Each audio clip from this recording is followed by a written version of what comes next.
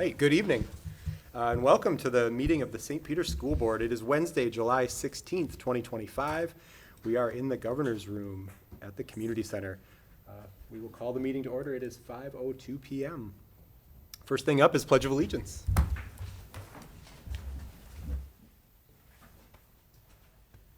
I pledge allegiance to the flag of the United States of America and to the republic for which it stands, one nation, under God, indivisible, with liberty and justice for all. First item up is to consider and adopt the agenda, which is before you in paper version and also online in the board book. So moved. Second. We have a motion and a second. Any discussion? I don't know if you saw talk about that. Yeah, so I think we'll add it as an, when we do around the table perhaps as a informational. Oh, well, we can vote on it because we talked about it last time. Told you I'd be bringing it.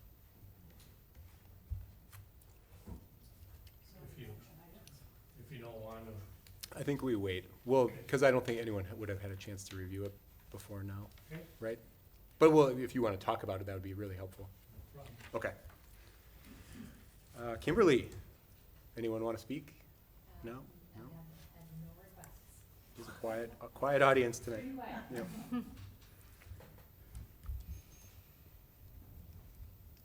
Oh, wait, did we approve the agenda? No, sorry. Any further discussion? All in favor, signify by saying aye. Aye. Opposed, same sign. Motion carries. Sorry about that.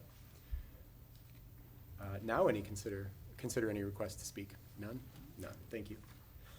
We need to approve the consent agenda, which is starting on page 4 in your packet. Mr. Chair, I move the approval of the consent agenda. I'll second. We have a motion and a second. Any discussion?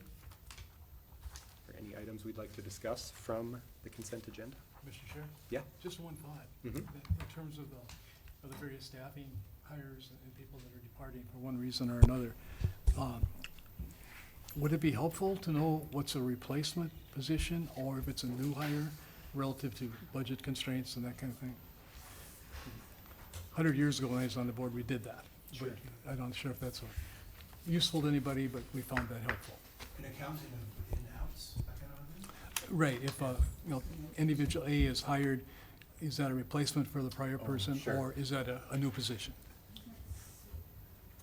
Past practice, the memo would state that, so I can ensure that our team is doing that. Okay, again, don't make it burdensome, but just a thought that may be helpful. Yep. Okay, thank you. And then would your wish be that we mention those in the meeting, or just so it's that we're aware? I think just so it would show, right? Just to Exactly. show on the list. Yeah. Right, this is Not a necessarily to replacement pull out to position. speak to, No, just so no. that it's on the list. Exactly. Okay. Exactly.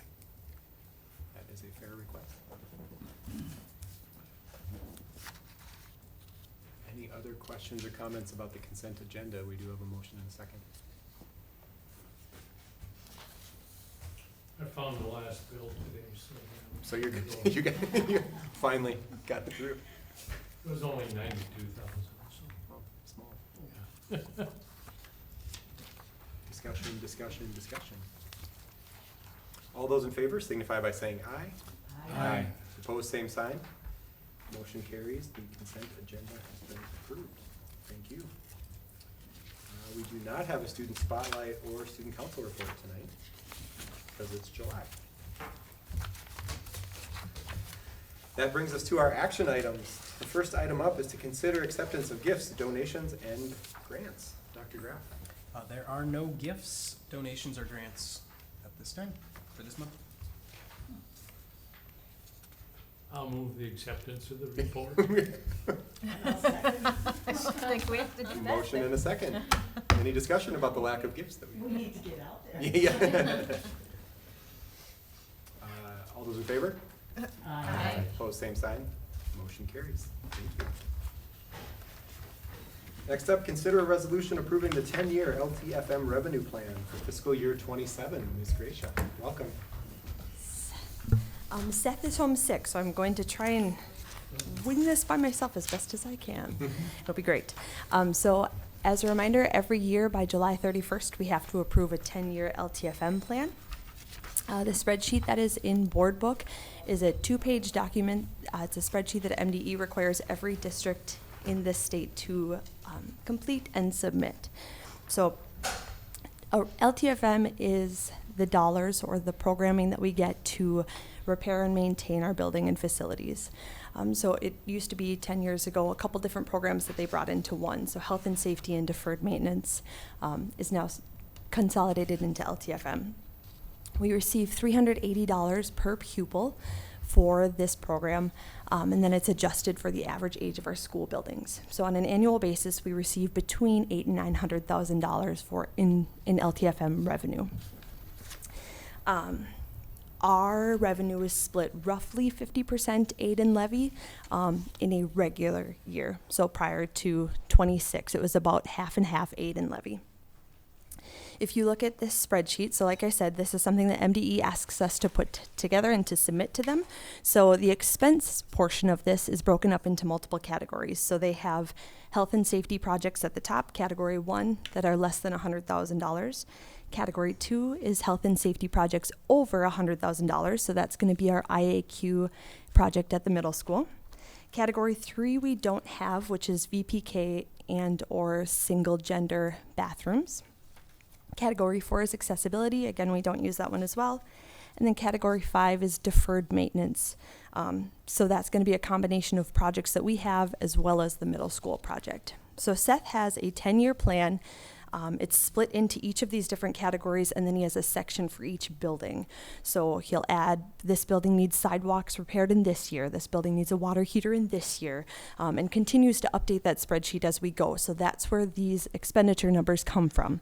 When we plug it into this spreadsheet, then he might have to shift around. We don't, this year's looking particularly negative. We're going to move a project maybe back a few years, or we could squeeze some sidewalk cracks into this year. So we're able to sort of fluctuate some of those projects as needed.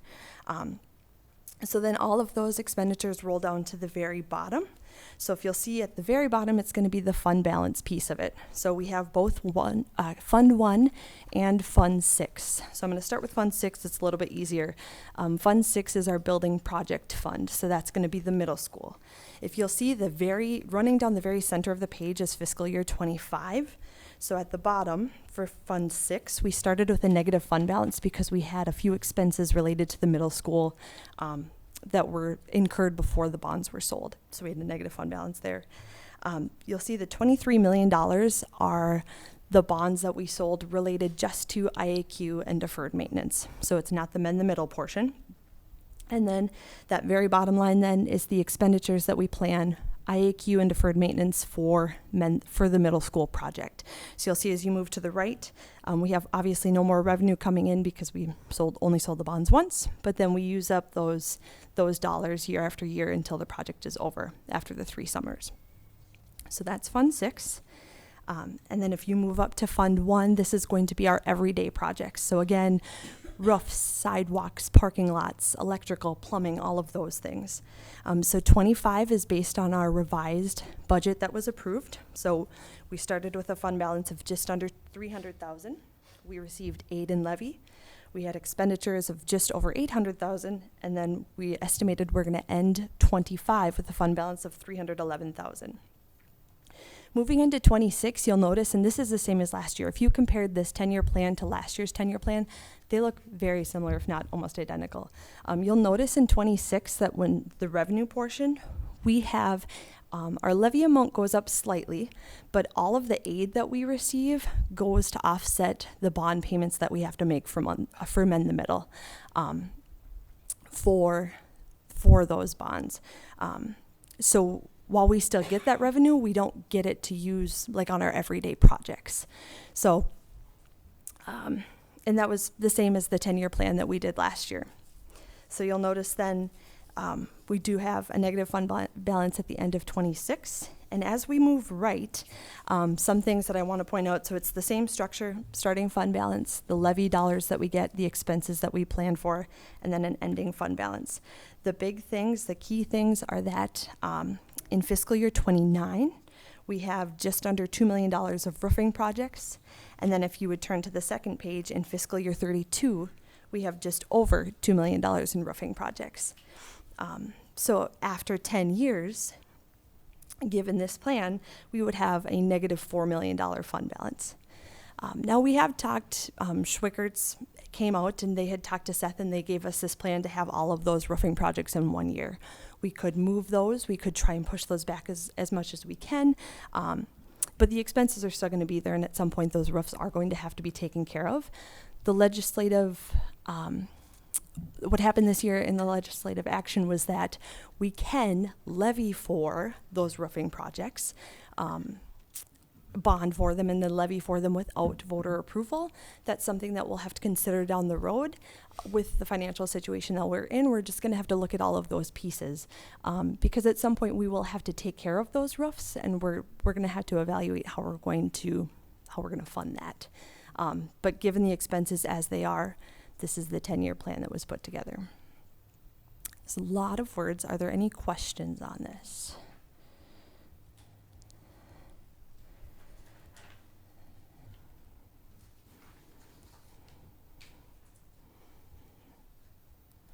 Did a good job.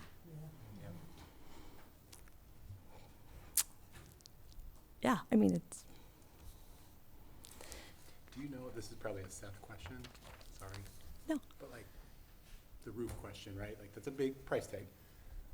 Like, how long can we reasonably push some of those out? You know, this says 2032. I know this is a Seth question, I apologize, but I'm just, you know. Is there 5 more years you squeeze out of those, or is it like, oh my gosh, 2032, if you don't do it then, it's gonna cost 10 million? well, and I know that the roofs are broken up into sections. Sure. So like if we looked at, so this is the plan that he has. Like if you looked at the middle school, it's broken up into 10 different sections. That's all of the sections at once. Gotcha. So we could do section Part of A it. and leave 9 sections for another year. I mean, there is some room to do that. Okay. The only thing to consider is that if we were to bond and levy, it has to be over $100,000. So we'd have to keep that in mind if that was the route we were to go. Yep. But if we were to break it apart, we have that option. Okay. I think all of the buildings are broken up into sections like Gotcha. that. I think he mentioned too in reading maybe about, they get on top of the roofs and take a look at it Okay. and try and monitor that. Yep. So, Are like all our roofs kind of expiring at the same time because of the tornado? They all got put on at the same time? Or, I mean, that just seems like a lot of money for roofs. I thought in our business committee meeting, he said 30 years. So, yeah, Well, I'll be right then. pretty close.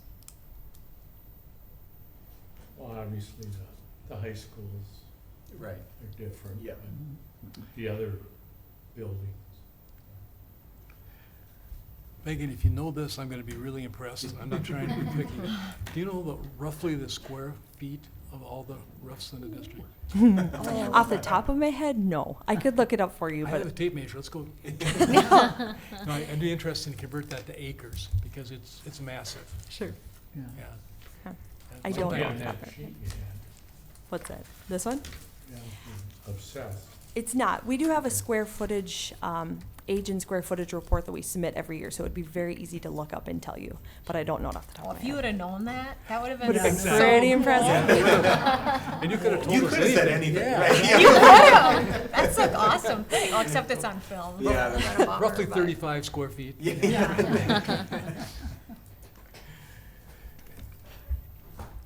Any other questions for Megan?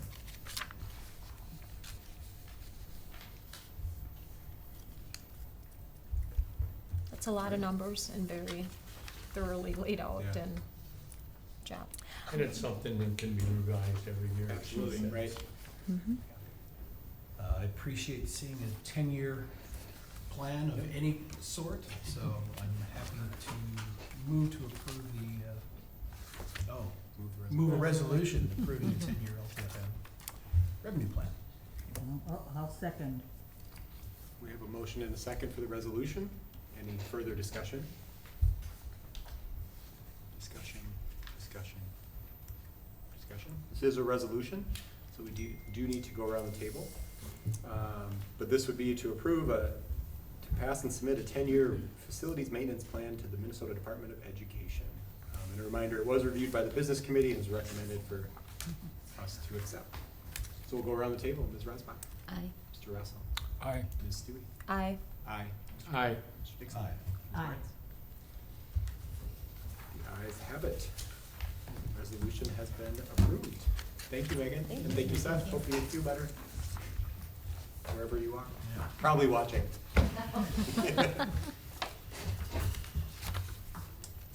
Agenda item number 3 under action items. Consider a resolution authorizing the superintendent to be the identified official with authority for St. Peter Public Schools. This is a resolution.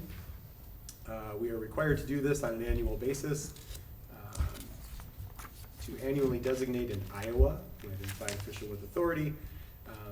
Iowa is responsible for authorizing, reviewing, and recertifying user access for their local education agency in accordance with the State of Minnesota Enterprise Identity and Access Management Standard, which states that all user access rights to Minnesota state systems must be reviewed and recertified at least annually.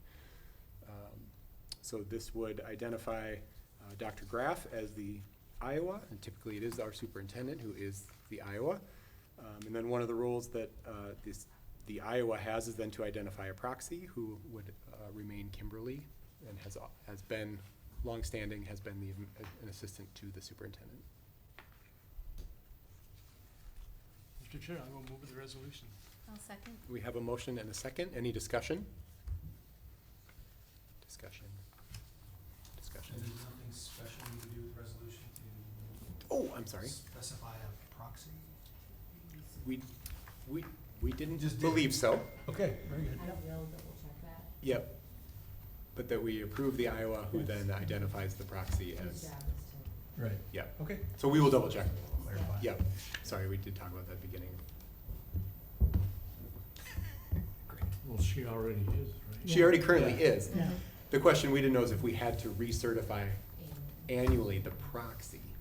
We have to recertify the Iowa, but then that person designates, Exactly, but you designate, The proxy. that's how we understand it. Yeah, I agree. So that's what we're doing now, and then if there's something different, we can, When I send this in, I'll get clarification. Yep. If we need to recertify Kimberly, we'll just do that at the next meeting, Mhm. right. right? Or- Good plan. Or if you like, I can modify the motion and imply that that includes Kimberly as our designated surrogate. Do you want to do that? Or do you want to do it separately after it's checked? I mean, we don't need to. I think we're good to do it how we, Nothing in the resolution that would Right. be for him says anything about. It doesn't. proxy doing it annually, Okay. so. so I think we're good the way that we're doing it. All right. Mhm. So we are at a motion and a second. Any further discussion? Hearing none, we'll proceed to vote. This is a resolution, so we need to go around the table. Ms. Rosbach? Aye. Mr. Russell? Aye. Ms. Stewie? Aye. Aye. Aye. Aye. Aye. The resolution carries. Congratulations. Being official, I guess. This isn't the thing, but Yeah, it is one thank of the you. things. That Iowa thing shows up again and again. Yeah. Yeah. Yeah.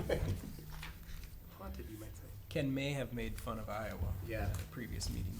In a very positive way. In a positive. I was only slightly offended. Action item number 4, consider approval of community center lease for Rock Bend relocation. Dr. Graff? Yeah, so for the past few months, we've been discussing a relocation of Rock Bend. Rock Bend is currently out at the MVED building. It is mutually beneficial for Rock Bend to move from the MVED building, beneficial for MVED programming and beneficial for Rock Bend. We've been exploring various areas, and we have come to an agreement with the city of St. Peter to lease space here in the community center. There are multiple benefits to that. The space is on the first floor of this building. The space is adequate for Rock Bend's needs. It is a large space that can be broken up into multiple areas, maybe a work session, a teaching section, and so forth. Other benefits of leasing space here at the community center is proximity to walking track, gym, park, library, all the amenities that the community center has. So I would recommend approving of this lease. The space is 1,270 feet at $12 per square foot. So that includes everything except internet and phone, which Gus assures me, and Mr. Prafke assures me is an easy thing. Todd's response was, "Oh yeah, Gus knows how to do that." And I said, "Awesome." So I would definitely recommend the approval of the lease. What does the move look like? You know, like what's the, So we would be able to Timing. move in August 22nd. All of Rock Bend's stuff is still at the MVed building, so we would mobilize our team to get that over here in time for the school year. are there any modifications that need to be made? This For- year, the modifications would be probably mounting like an interactive monitor. And then there's discussion, should this be our long-term space for Rock Bend, there's discussion about potentially adding windows that would look into the hallway, just to provide some extra light, some added supervision, and then potentially a drop ceiling, similar to this, just to help with some echoing. And then that would, should that be the move, that would be added on to the cost of our lease, which we would discuss Okay, at the business committee and then at the full board. gotcha. Do we have any needs for like putting up permanent walls or other structures inside that space? Not at this time. And Ms. Engeldinger and I have discussed temporary or movable walls. We have access to those at the middle school that don't really get used, but they're, those dividers on wheels. Trying to kind of try out the space, try it on for size and see how it fits before we make any construction decisions. I'm excited for that program to finally have a more temporary permanent home, but more of a permanent home. I mean, because currently they were just in 2 rooms down there, right? So this will be a nice place for them to be. Nice for MVed to have the extra room too, so, Mhm. And the MVed program and the Rock Bend program just serve different needs. So definitely. space between those two is important. Mhm. Should the board approve this lease, confident that the next step would be the city council would then also go through the process of approving as well. And then once both entities had approved, then we would go forward.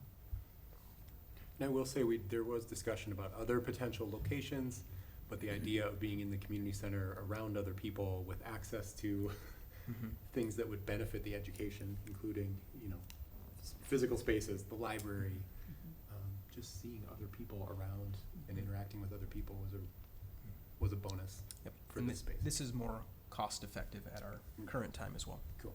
Yep. I move to approve the community center lease for Rock Bend relocation. I'll second that. We have a motion and a second. Any further discussion? Discussion. Hearing none, we'll proceed to vote. All those in favor signify by saying aye. Aye. Opposed, same sign. Motion carries. Bend has a new home. Next item up, consider approval of a mend the middle change order exceeding $100,000. Dr. Graff. So the board has approved a 3-tier change order process. That process for approval, $0 to $50,000, just needs approval by the superintendent. Above $50,000 to $100,000 requires superintendent and board chair. Anything over $100,000 requires the full board. There has been a change order that has come about due to the discovery, or a discovery during demolition, when they were removing the original chalkboards from the classroom walls. They discovered that some of the walls did not have plaster behind the chalkboards. And what that equates to is big holes in the walls. So plaster, a dent, clay tile that isn't supposed to be exposed, and then back to plaster. So the team and Seth have thought about all potential solutions, and the best solution and the most cost-effective solution and the solution that will allow us to keep on our timeline is to fur out the walls. That was a new term for me. I'm learning a lot. Fur out the walls and then put drywall over, make them smooth, make them pretty. The estimated cost is $122,000.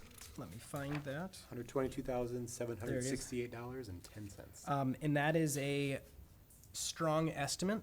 That estimate is based on if every wall needed it, and not every wall needs that. So I would recommend the approval of the change order.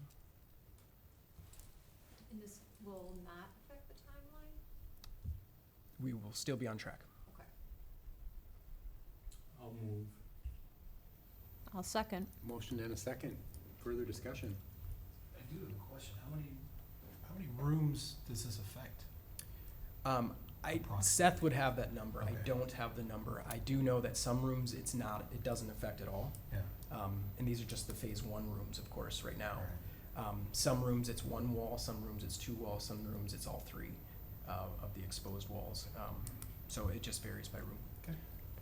So many questions for the people who built the building. I know, I Yeah. wanna say, I wanna say so many things, like, we're Is it putting cost that up. saving, do you think, to not build a wall? I mean, and they had to cut all those angles to like build around that chalkboard, it just, Mm-hmm. Anyway, any further discussion? I have a lot of discussion about that. Discussion. Hearing none, we'll proceed to vote. All those in favor signify by saying aye. Aye. Opposed, same sign. Motion carries. Let's get those walls fixed. Item number 6, consider policies for approval with a rare third reading. Bring it back again. So if you remember last board meeting, policy 610 came in front of you for a final reading. And Mr. Kaut had some great questions about the policy, really regarding trips not sponsored by the school district. Asked some great questions, which generated some discussion, and we just didn't feel like we were in a spot to be able to answer those questions. So we took it back to the policy committee meeting last week, and we feel that we have that hashed out, and policy committee, please feel free to step in. But what we really talked about is the section D, trips not sponsored by the school district. We feel that that section really is in place for the school district to be able to say, this is what happens when it's not our field trip. It's just a protection for the school district. I think what we tried to do at the last meeting was think about a field trip that would fit that category, and we couldn't, because every field trip we could think about was school-sponsored. So this would be math teacher outside of school time, outside of their role as a math teacher, organizes a trip. School employee, possibly some students going on it, but the school district has nothing to do with it. So this policy spells out that the school district is not liable for any of that.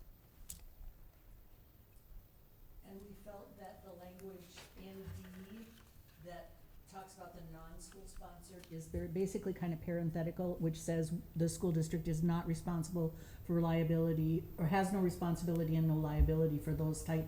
And so we didn't see a need to change any of the other language, that the language stands. The rest of the document is talking about school sponsored. The Field one, if I may interject, the one space in that section that we did adjust was we removed the words booster organizations. Mhm. Because the section reads that they could be entirely sponsored by booster organizations.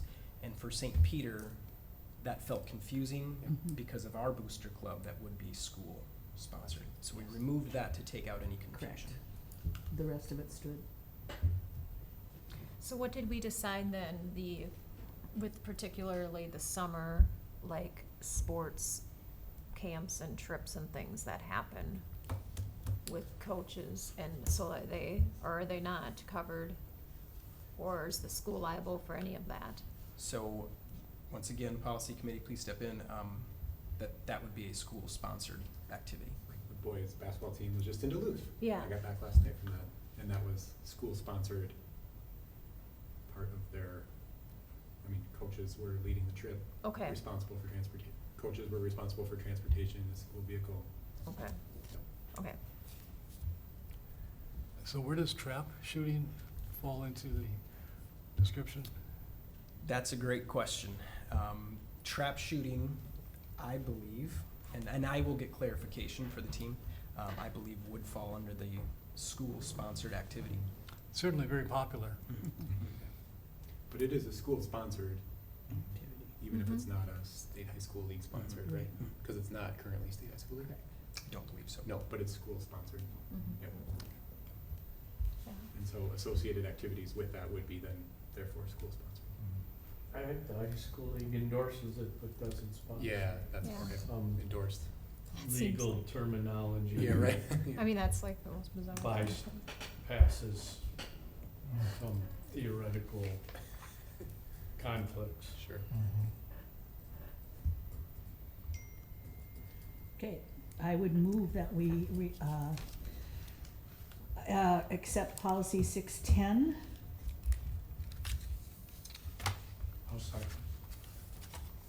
Motion and a second to approve policy 610. Any further discussion? Thanks for your additional work on that policy committee. We had a good discussion. Yeah, We did. and thanks for the input from board members with good questions. All right, no further discussion? All those in favor signify by saying aye. Aye. Opposed, same sign. Motion carries. Policy 610 has been approved. Thank you. Item number 7, consider policies for approval with a second reading. Dr. Graff. So policy 417 is up for its second reading. This is the chemical use and abuse policy. This provides schools with guidance on how to reach its goal of preventing chemical abuse within its schools.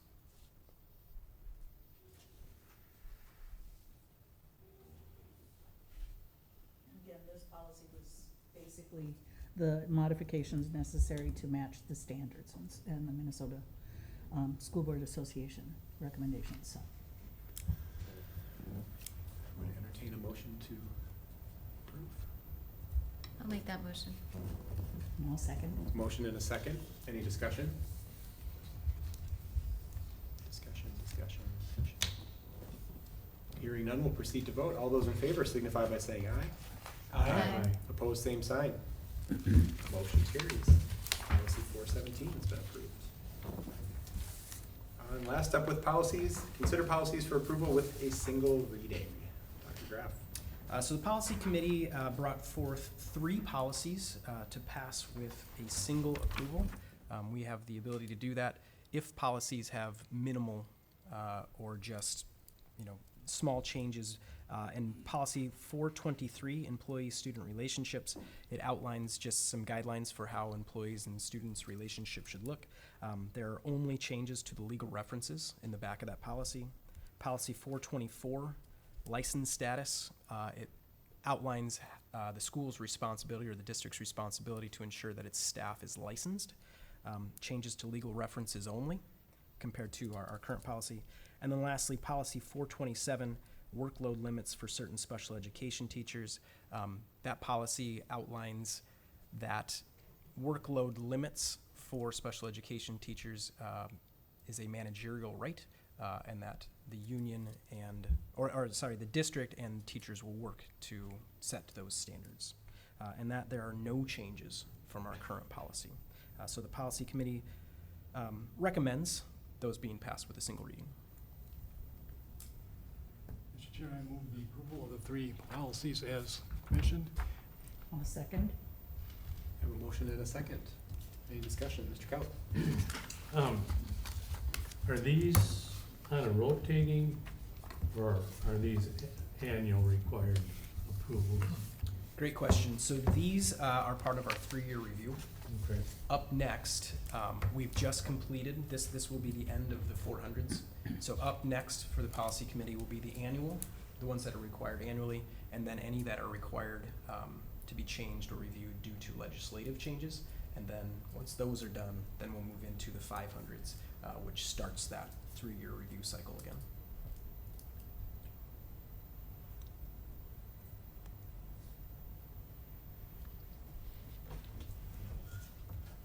A lot of excitement to wrap up the 400s here. Yeah. We have a motion and a second. Any further discussion? Well, the reason I wondered is why you would be approving one that has no changes.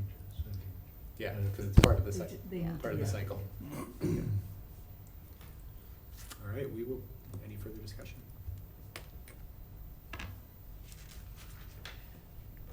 Did we have a motion?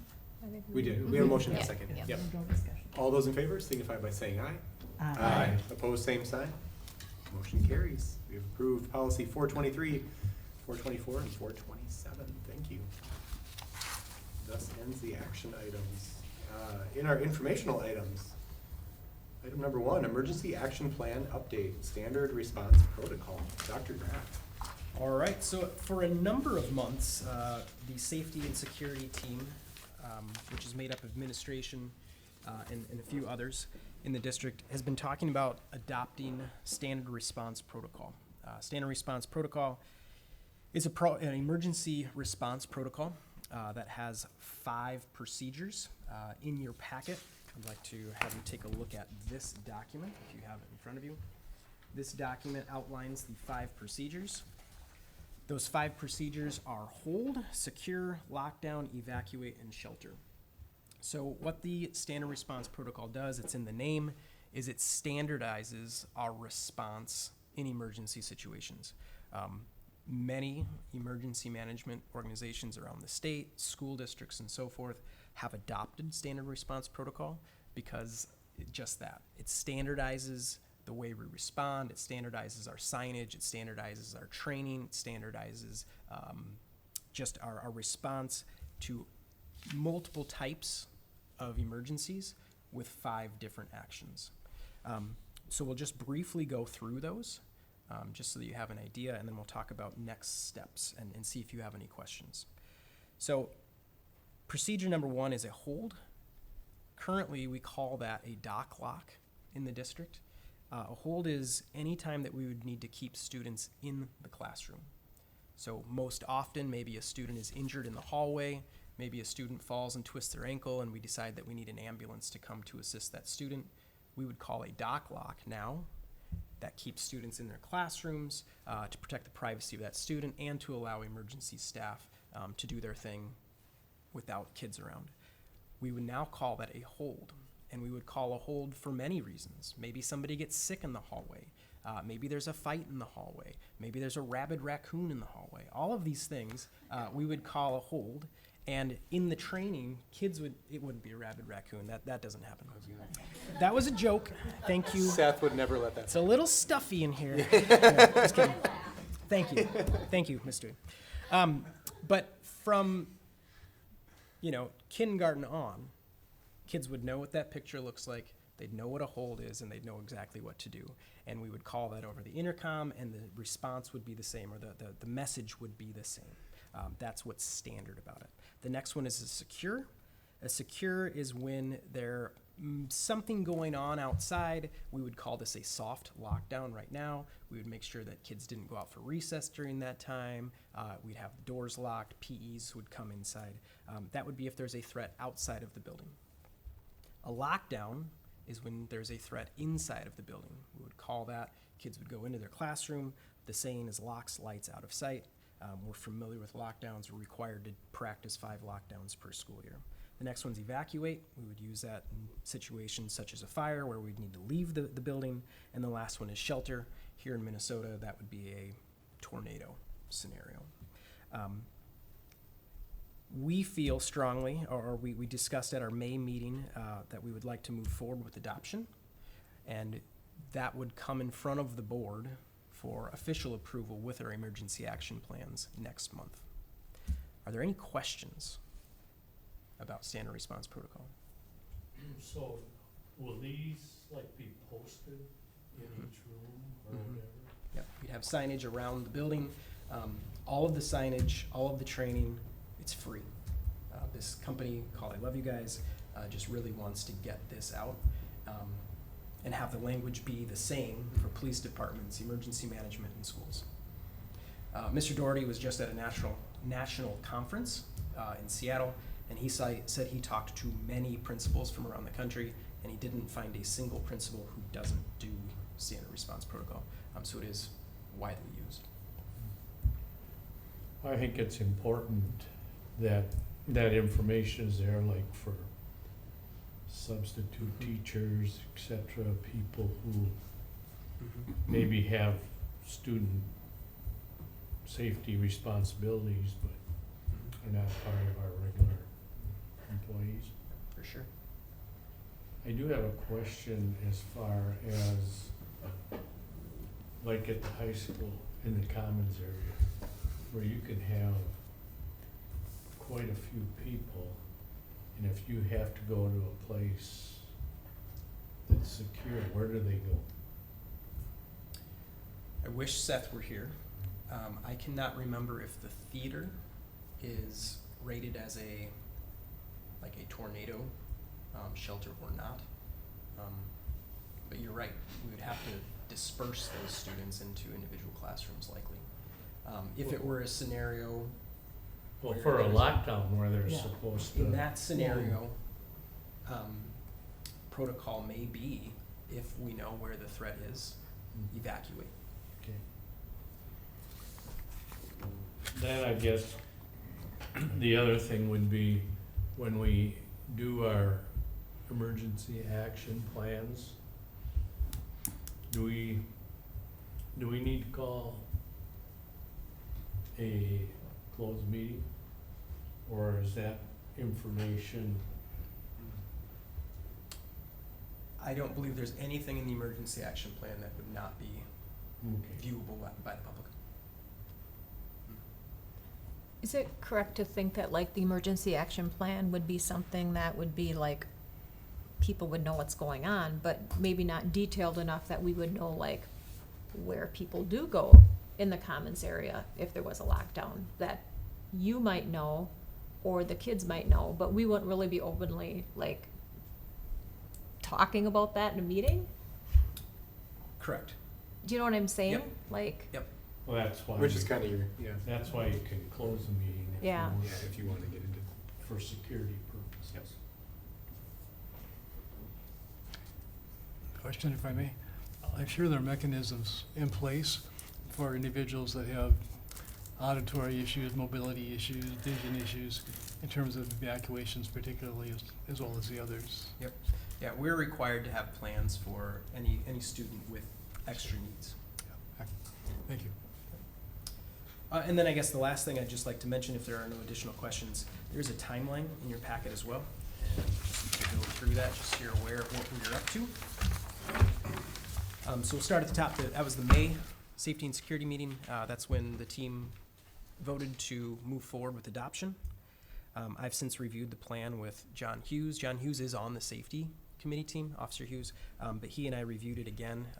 Ms. Butel was there, and he is also in favor of the plan. I brought this to the policy committee, the education committee, and now the regular board meeting as an agenda or an informational item. On the 6th and the 7th, there's a free I Love You Guys training in Mankato. The administrative team, those who are available, will attend that. Mr. Doherty, myself, and Officer Hughes have all been to that training, but we'll try to get the rest of the team there. And then this would come in front of you, as I mentioned, in August with the emergency action plans. Our goal would be to implement these 5 procedures this coming school year, and then develop a reunification plan. And that plan is how we get students and parents reconnected after an emergency. So we develop that during the upcoming school year and implement that reunification plan 26-27. So give ourselves a year to develop that, because that is a hefty lift. Yeah. Any other questions for Dr. Grau? Thank you for your work on this. Just a FYI, Ms. Butel will take over as the safety and security chair or facilitator, whatever we call that position. I was filling that role as the middle school principal, but that'll be handed off to Jesse. Perfect. Awesome. Time for reports. Building principals. Most of our principals are on vacation right now, but As they should be in July. Jesse is available. I missed the memo to be on Yeah. vacation. Yeah, so, well, thank you. I'm honored to be here. I'm honored to sit here as the new St. Peter Middle School principal. So, I'm coming from Mankato Area School District. I spent 14 years there. I started my career as a paraprofessional. I was going to grad school and kind of went into that route because I just wanted to be with kids. and then moved into a special education teacher. I was there for roughly 8 to 9 years. Can't remember, it kind of all blurs together. So kind of did multiple levels. And then I was approached to we have ADSIS now. And so I was approached kind of those students to create a program. We called it Empowering Student Success, and working with those individuals to see if we could reduce the amount of students that would be assessed for special education services. And then from there, I was approached to develop and implement our middle level ALC called PEAK. And so I did that for 2 years, where I would take students from Dakota Meadows and from Prairie Winds, and we kind of worked through that collaboration of their standards that they had, but then how do we relay those into the community aspect to give them kind of relevance to what they're learning, and how is that, what can they do outside of school, right? And so what are the things in which they're interested in? What are their skill set? And so did that for 2 years, and then I moved into my administrative role as a dean for a year, and then 2 years as an assistant principal at Dakota Meadows. So yeah, so I 16 days into the job, so it counted. So And you're still here. I'm still here. Yeah, so it's been amazing, the amount of the outreach from the community members. I was telling Rita and Ken, the community members that have reached out to welcome me, the staff, it's been phenomenal, and then just the administrative staff here as well. So they've been great, top notch. So I felt very, very welcome, and moving into more of a comfortable feel. So, and John's been great as well. So with that, the things in which I've been learning or reading about or working on, policies, kind of the systems of St. Peter Middle School or St. Peter District, policies, handbooks, making sure that I'm communicating with our staff already, newsletters, summer school, get to meet some of our students and some of our staff, so that's been great. I love to be around the kids, and I love to be around the staff, and so I get really antsy at the end of the year because I'm just by myself, right? So just kind of do my own thing, and I like to be around the students, so I'm looking forward to that. Construction process, so that also, I got to sit in my first construction meeting yesterday, so that was interesting, just kind of figuring out like the timeline, and so I'm really excited to see what this will be, and excited for the students at St. Peter Middle School as well. They deserve that. So other than that, I'm a mom of 4. I have a 13-year-old, twin boys that are 10, and a 7-year-old, so we're very busy. So, and my husband, he also is a teacher. He's a 7th grade English teacher. He's been at Dakota Meadows for, I think, his 23rd year coming up here as well. So he's doing all the daycare things for Dad in the summertime. So we're a very active family. We're busy. Yeah, those are things. Any questions for me? Anything I didn't hit on the report, the building? They didn't give me an outline, so I'm just kind of going off here. Oh, we're excited to have you here. Yeah. Welcome. Yes, welcome. Thank you. Thank you Look very forward to much. working with you. Is she gonna tour with us tomorrow? I am. Yay. Just come back. There So, we go. yep. I'm kind of excited about that tour. Yeah, very excited. I'm more excited about the hard hat. So, I thought maybe you'd have to lead it. No, that's- oh, right. Yeah. No. Okay. Yeah, good I'll point. see what I can do. Yeah. Awesome. All right. Thank you. Thank you. Dr. Graff. I just wanted to remind everybody of the tour tomorrow night, 6:00 p.m. I will get in contact with Seth and then send a text or an email to everybody. My assumption is he'll have everybody who's available meet in the pool lot at the middle school, but I will confirm that. And I will also confirm that Seth is well enough to lead that. Yeah. And just a reminder, maybe for those that might be listening, the tour is specifically for the school board, Yeah. not. for Yes, people thank you. Good who call. are- Thank you for Just that. the board, Thank yeah. you for that. I would say if Seth is not feeling well, we can probably reschedule. Yeah. Don't force it. Yeah, Yeah. for sure. Seth, don't feel like you have to be there. Yeah. If you're really under the weather. Please Then- take care of yourself. Yeah. Then I also just wanted to mention, I went to the first of, I believe, 7 meetings for the Great Start cohort, which is put on by the Superintendents Association. It's a cohort for brand new superintendents in Little Canada is where we were today. So the topics that we talked about board chair relations, led by Gary Lee, evaluation, and legislative updates. And my takeaway was, thank you so much for being an incredible board. Thank you. Yeah. You're welcome. People shared some You're things, and I was like, whoa. Yeah. So for real, you are a very high functioning board, and I just really appreciate that. So thank you. that's all I got. Cool. Board members around the table. Rita? Enjoyed attending the Hall of Fame induction. Thought that was really nice, very well done. It was indeed. Charlie, they overlooked you this year. Next year? Someday, Charlie. Under the radar. There you go.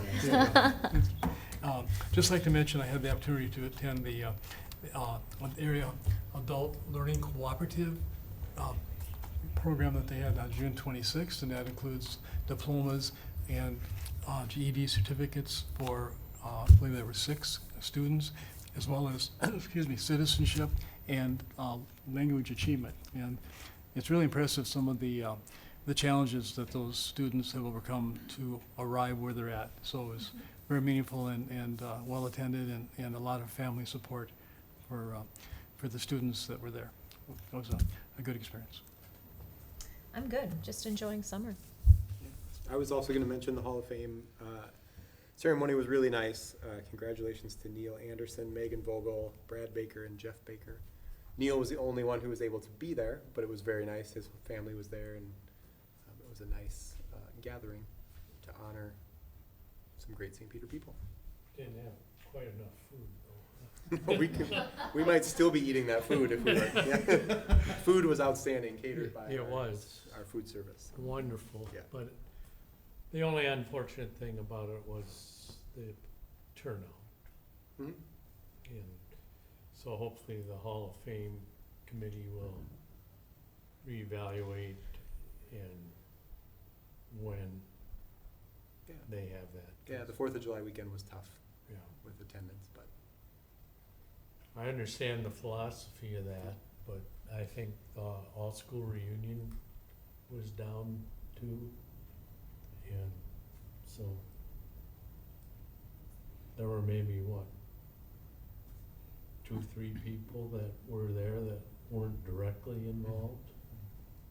Well, and really Shoemaker's nominated one of them, so I guess just about everyone there was.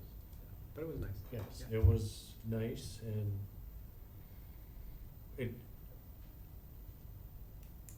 it would be so much nicer if we could get all the participants to be there, because, I mean, to read about it is one thing, to hear about it, give them an opportunity to talk a little bit about and catch up on where they're at and what they're doing, I think was very meaningful.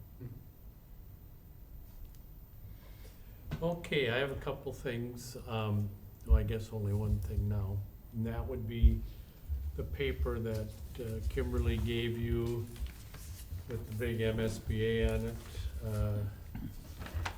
This is the preliminary document for a proposed resolution that the MSBA has changed. It used to be individual board members could submit resolutions.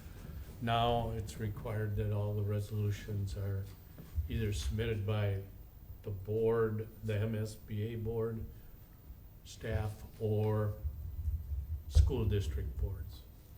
So I would like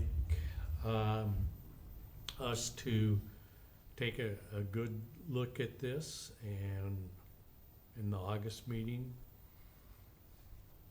pass the resolution so we can get it in by the deadline. I was up at MSBA and talked with Terry Morrow and Gary Lee. They both felt that this was a worthwhile resolution. Given a number of things that are happening, the impact it potentially has on the amount of money that's made available to school districts from the state, they thought that this was a very innovative and thoughtful way of gaining revenue without having to increase the formula. Instead of increasing the formula, it increases the pupil count, which, and it should benefit all school districts. So to me, it's very worthwhile for,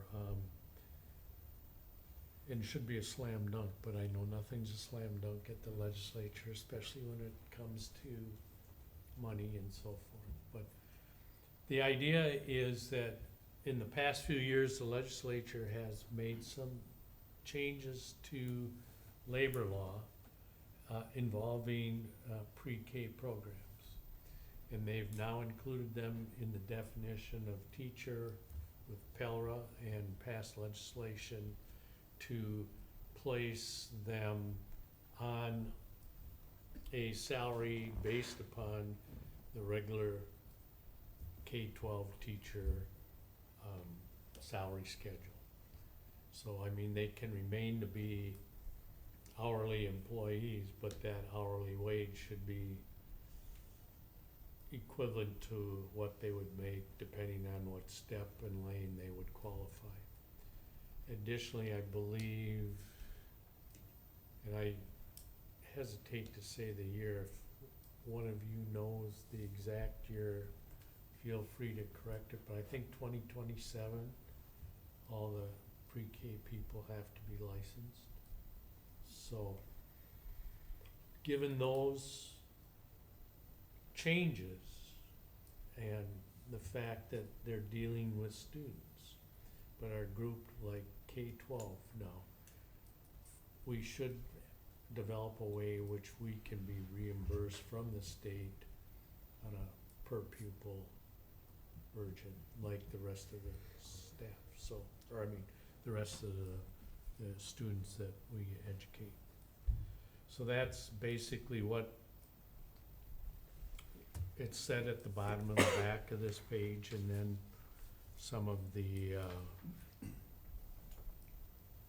rationale and changes and so forth that have to be made. I think if this were to pass, then the government relations team would probably get in touch with us. As far as that, get in touch with the finance people of the legislature to determine what changes might have to be made. Currently, there is a scholarship program which is limited in the amounts that they give, and my understanding is this district applied for being part of that program the first year that it was available. We were not selected, and every increase that's made to that program has been gobbled up by the current recipients by just increasing the amounts that they get rather than adding new people. So it would look to replace that and give money for each student that each district had. So it should, if we can get the word out to school districts through your organizations, hopefully get all of the education organizations behind it and be able to mount some pressure on legislature to correct this problem. So I will probably get with Megan and do a kind of history of the financing, where we've been and how much we've in the hole, and get with ETIV and get more data than just the 1 year that was on the information I gave you last year about the success the graduates from the pre-K program have had in kindergarten. I mean, the previous year, every student that made it through the program maxed out the screening, preschool screening coming into kindergarten. So it's been very effective. There was research that was done around the turn of the century, which is a while ago now. Which century? Well, it's 20th to the 21st, by the Federal Reserve of Minneapolis, that said we would get far more bang for the buck if we put the money in the preschool programs. We would save money that would end up in the prison system, probation system and so forth. Great. Thank you. So that's where we're at with that, and I'll be asking for your approval next meeting. Perfect. Thank you. Mr. Dixon. Nothing for me. Welcome. Ms. Martins. Just welcome, glad to see y'all here. All right, committee updates, if there's anything that you need to add that we didn't discuss that hadn't been talked about tonight. Education, business, policy, HR, the ad hoc legislative or shared programs, if anyone has anything, please let us know what committee and then share. If you looked at that list, you'll notice that the HR committee is starting to get very busy. We'll have our first meeting tomorrow night with the custodians. We got office support on board for August 5th and Paris on the 13th. Thank you, Kimberly. So we'll get into that. Hopefully we can get through some of these real quick so you don't have 6 or 7 of them going at one time. Mr. Chair, if I may, I would like to bring just clarification to a recent article that was in the St. Peter Herald. And before I start on that, I would also ask that the other business committee members and any other board members that have input, please provide that. And no disparagement at all of the writer. The article itself was generally, I think, well done. But the headline could be mistaken for dire financial circumstances if people did not read the whole article.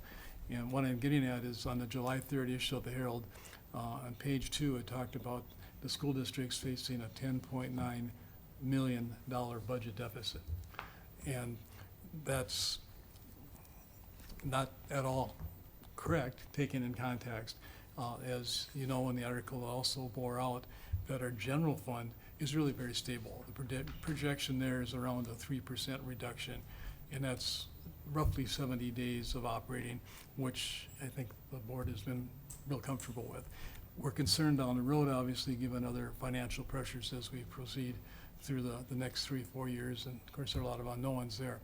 But that technically the article is right because there is 10.9 million more or less dollars available, but that's coming from the construction fund, which we're supposed to use to mend the middle.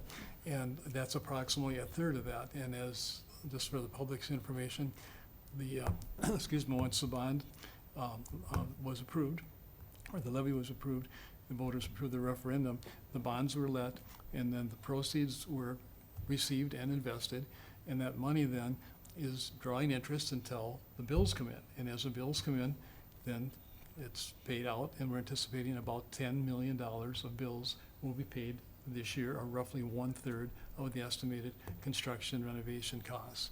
So it works exactly like it's supposed to, but please, if anybody that's watching this has questions, I've had a couple of calls, and I greatly appreciate those, to have the opportunity to explain what it is. A simple analogy that I've used several times is you take out $30,000 loan to remodel the kitchen and the bathroom. And you don't leave the money sitting there, you remodel the kitchen and the bathroom, but those contractors want to get paid. So at the end of the time period, you have an updated house, but you don't have quite as much money in the checking account. So it's very simple, but please read the article. So, Bill, Rita? I think that was very nicely stated. Thank you. Thank you. Any other updates from any other committees? If not, there's a list of upcoming meetings of the board, several negotiation meetings, all of our usual monthly policy meetings, and then right back here for a regular school board meeting on Wednesday, August 20th. And then the school year is literally around the corner. Not literally, I guess, figuratively around the corner. We're ready. All right. I'll Would make en- a motion to adjourn. I'll second. Motion and a second. All those in favor? Aye. Meeting is adjourned.